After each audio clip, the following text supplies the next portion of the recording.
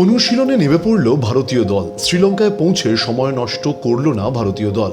মঙ্গলবার থেকেই তারা অনুশীলনে নেমে পড়েছে। গৌতম গম্ভীরের অধীনে নতুন যুগ শুরু হয়ে গেছে ভারতীয় ক্রিকেটে। এদিন সকালে কলম্বো স্টেডিয়ামে অনুশীলন করল টিম ইন্ডিয়া।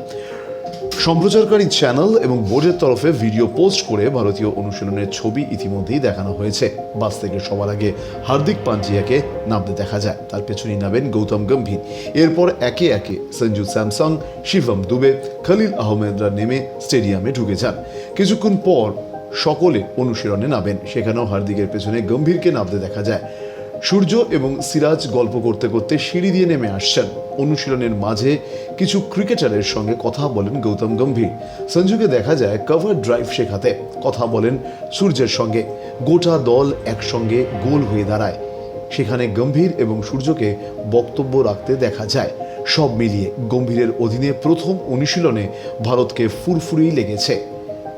ব্যুরো রিপোর্ট, বাংলার পালস টিভি।